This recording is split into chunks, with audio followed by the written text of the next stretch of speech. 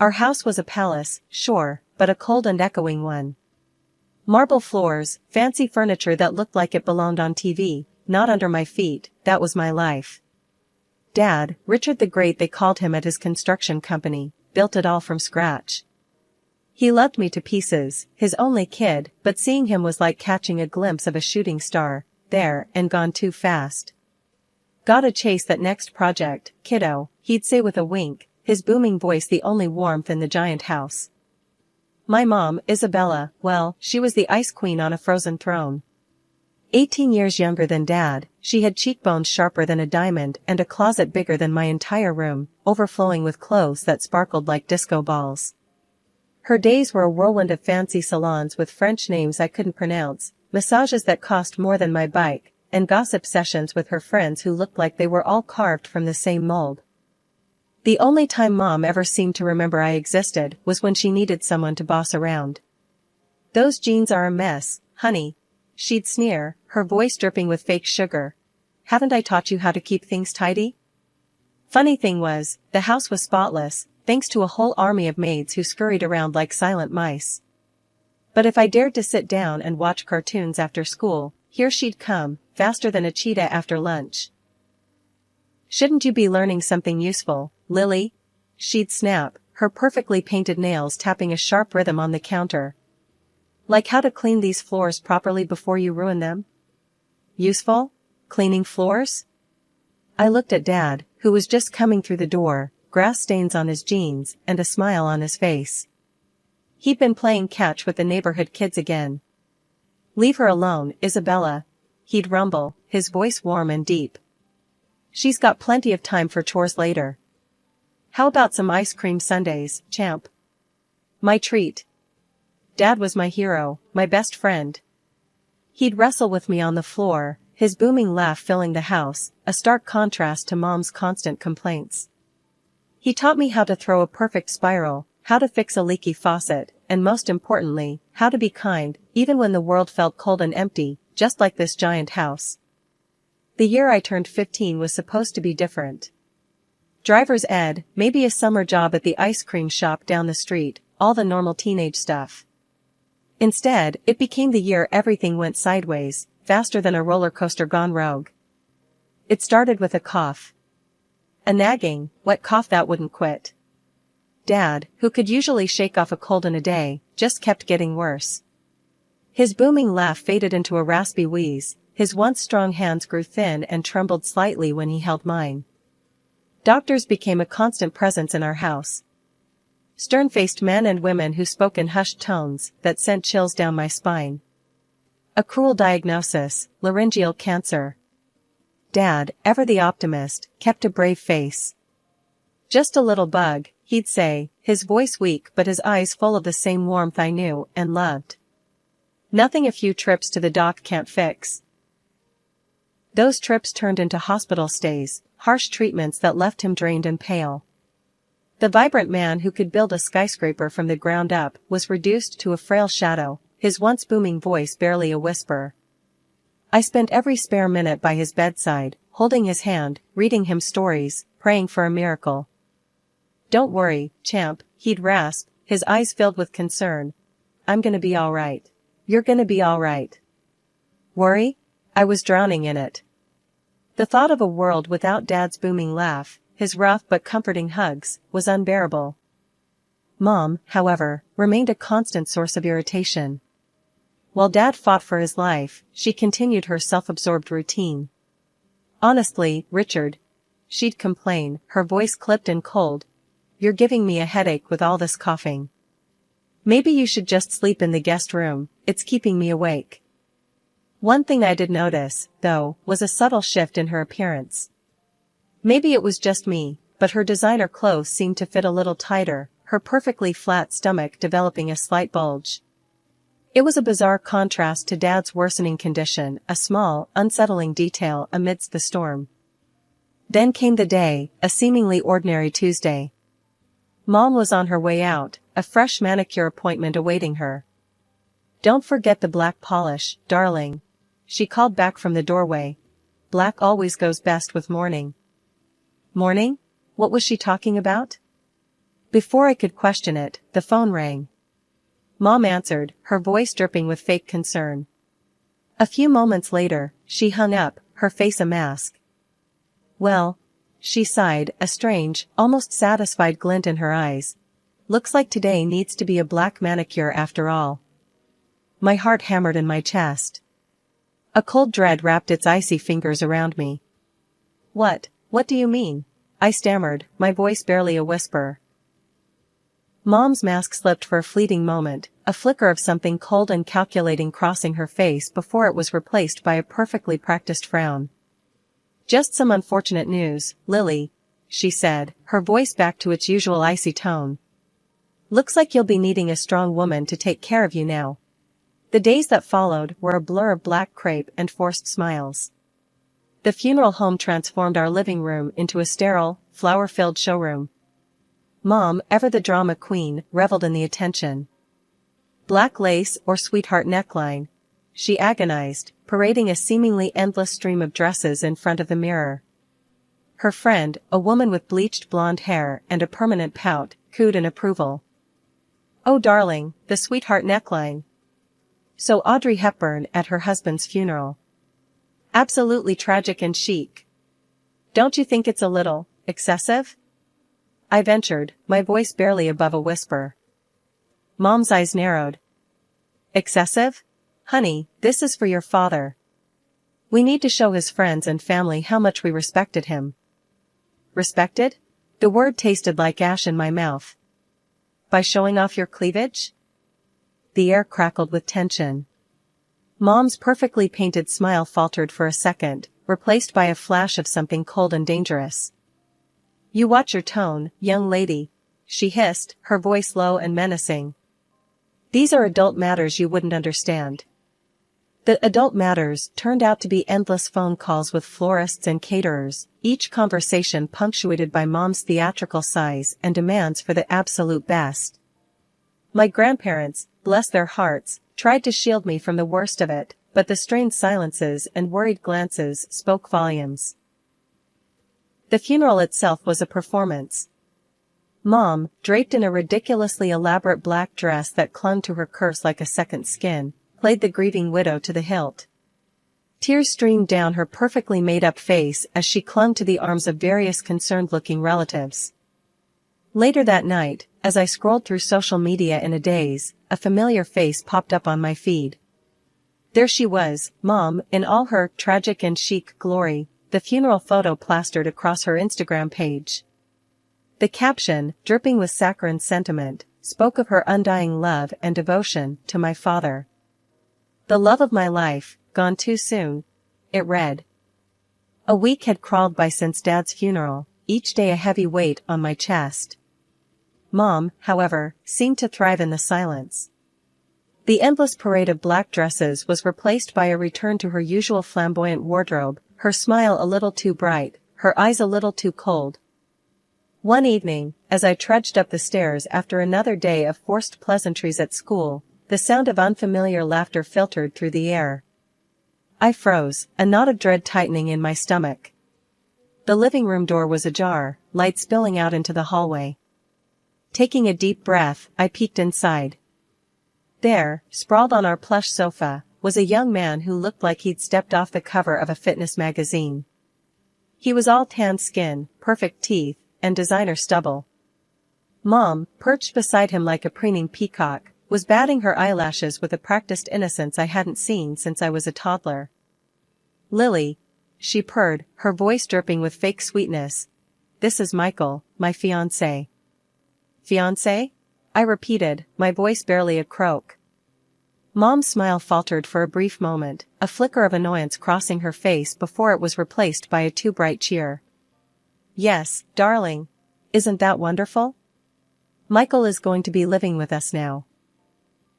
Michael, who hadn't even acknowledged my existence until now, finally grunted a greeting. Before I could process this latest absurdity, Mom continued, her voice taking on a patronizing tone. "And guess what else, honey bunch? We're expecting." Expecting? My mind reeled. Not only did she have a new husband-to-be a week after Dad's funeral, but she was also pregnant? It was all too much to take in. What about, Dad? I stammered, the words catching in my throat. Isn't this a little? A little what? Mom snapped, her mask of cheer slipping for a moment. A little inconvenient? Don't be ridiculous. Life goes on, darling.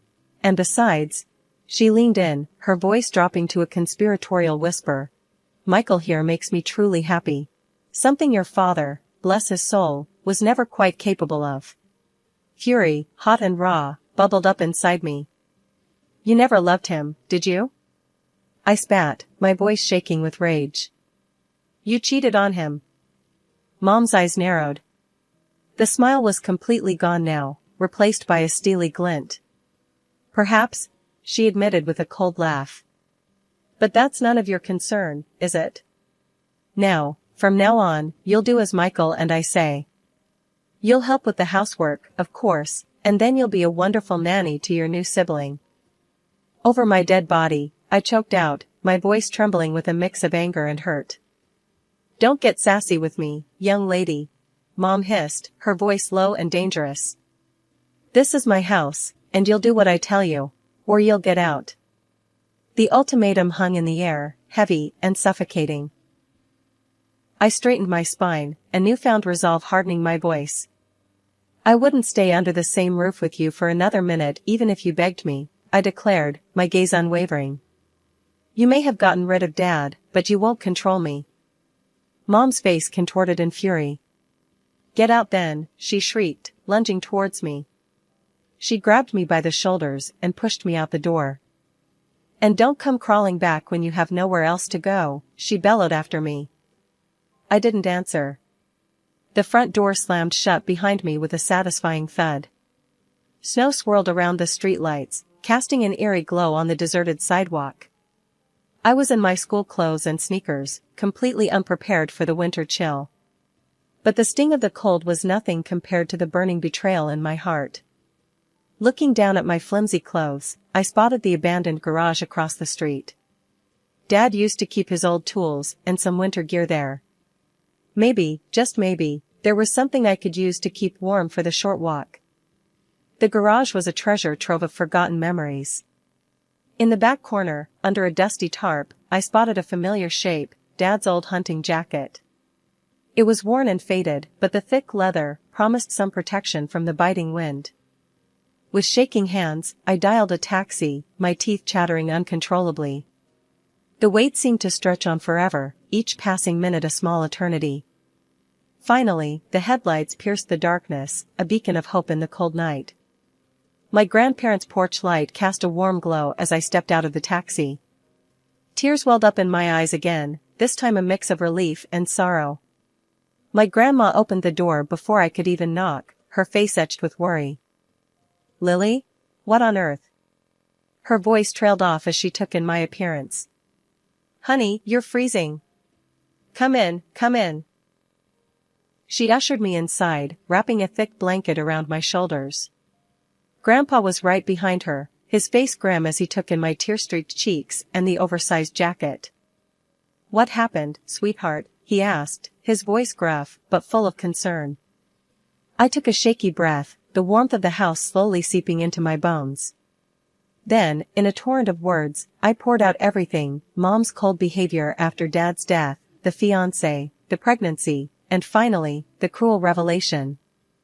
My voice cracked as I spoke, the raw pain and betrayal spilling out into the room. By the time I finished, I was sobbing uncontrollably, my body racked with hurt. Grandma held me tight, her silence a comforting presence. Grandpa, after a moment, cleared his throat. There's something you should know, Lily, he began, his voice low and serious. Before your father passed away. He paused, his gaze flickering to Grandma before continuing. He knew all about her cheating and pregnancy, and well. He hesitated, then met my eyes. He had a lawyer come in and change his will. My heart skipped a beat. Change his will? Yes, Grandma chimed in, taking my hand. You see, honey, your father loved you more than anything in the world. It means that you are the sole heir to your father's estate. My jaw dropped. Everything? Everything, Grandma confirmed with a sad smile. But because of your age, you can't fully access the money until you graduate from college. Until then, a legal guardian needs to manage it. Not Mom, I blurted out before he could finish. The thought of her controlling Dad's money meant for me, was unbearable. Grandpa and Grandma exchanged a knowing look. Of course not, Grandma said, her voice firm. That's why we need to talk about custody. But to take you away from your mother, we need proof of her unsuitability. Proof? I reached for my phone, a mischievous glint entering my eyes. I have plenty of that. Over the past year, in a misguided attempt to protect myself, I'd started recording some of my arguments with Mom. The last conversation, the one where she kicked me out, was there in all its ugly glory. With trembling fingers, I played it back for my grandparents. The sound of my mother's cruel words filled the room, each sentence a fresh blow.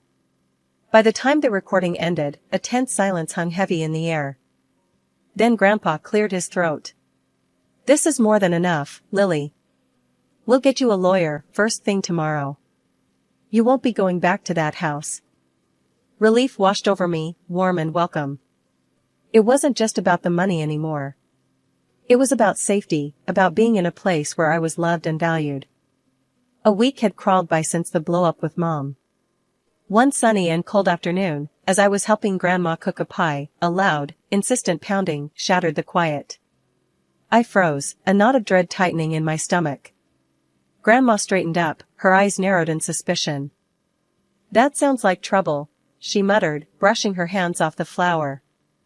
Before we could even exchange another word, the front door swung open with a bang, revealing a sight that made my blood run cold. Mom stood there, her face flushed with anger and desperation. Her hair was a mess, her clothes looked like they'd been slept in, and her eyes held a manic glint that sent shivers down my spine. There you are, she shrieked, her voice laced with a barely contained fury. You little ingrate. How could you do this to me? Grandma stepped forward, her voice firm but unwavering. Lily doesn't have to do anything, dear. She's here of her own free will. Mom scoffed, her gaze darting around the room before landing on me. Free will? Don't be ridiculous. You've filled her head with lies about me. Lies? I echoed, my voice shaking with a mix of anger and disbelief. You're the one who lied, Mom. You lied to Dad, you lied to me, and now you have the nerve to play the victim? You never loved me and Dad. Mom's face contorted in fury. Don't you dare talk about your father like that. And love? You think that dusty old man was capable of love? He was boring, Lily. A drag. I deserved more.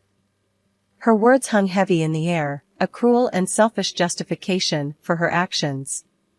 My fists clenched at my sides, the anger bubbling inside me threatening to boil over. So you married him for money, then cheated on him while he was still alive? I spat, my voice dripping with disgust. And now you're angry because you're not going to get your claws into his inheritance? Mom's face turned ashen, her bravado crumbling under the weight of my words. Look, she said, her voice cracking with desperation. I know I messed up. But can't we just forget all that?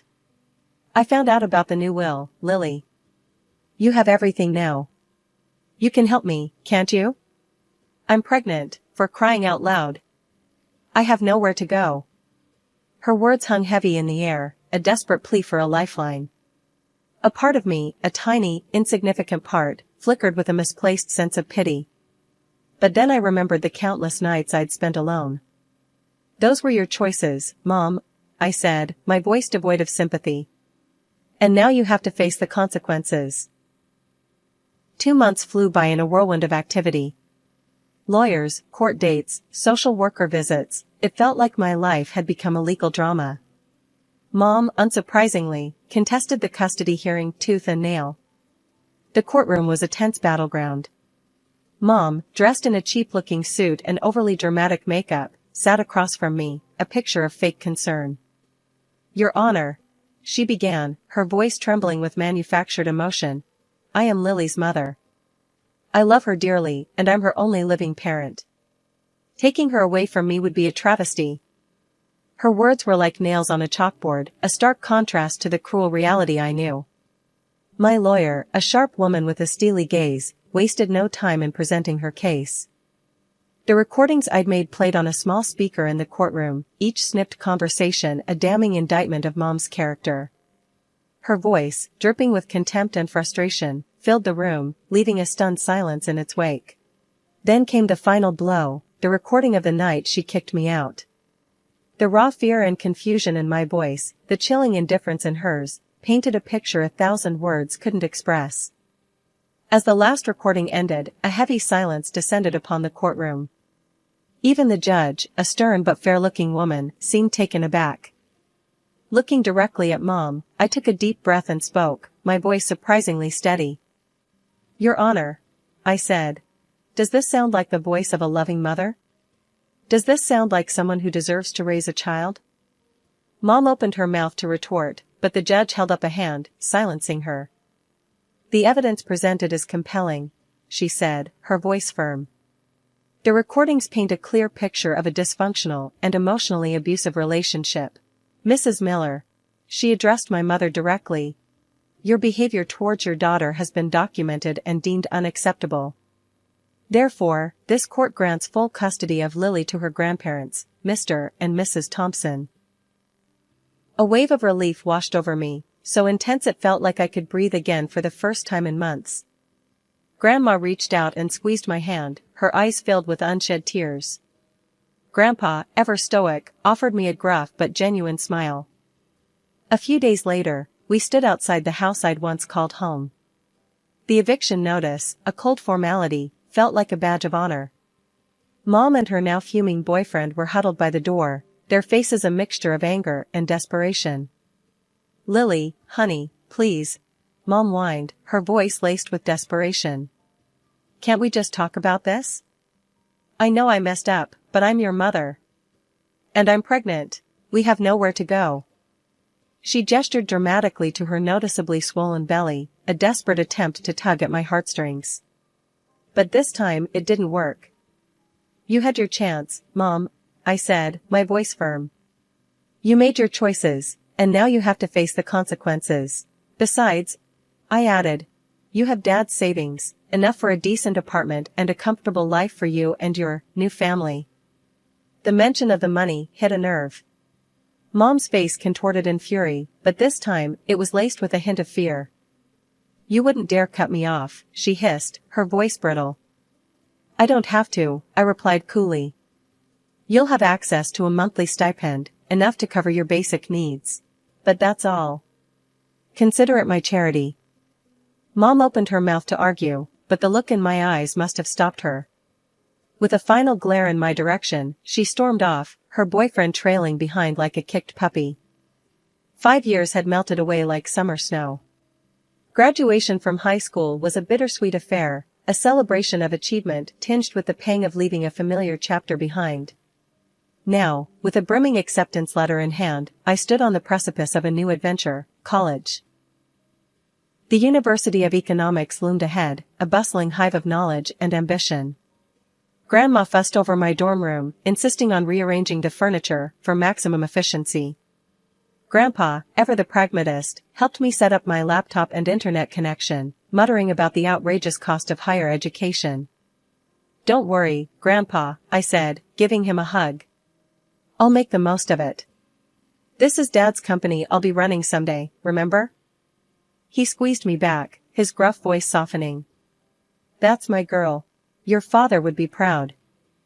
The mention of Dad always brought a lump to my throat. These past years had been a constant dance between grief and gratitude. Grief for the father I barely had the chance to know, and gratitude for the loving grandparents who had stepped up when I needed them most. College life was a whirlwind of lectures, study groups, and caffeine-fueled all-nighters.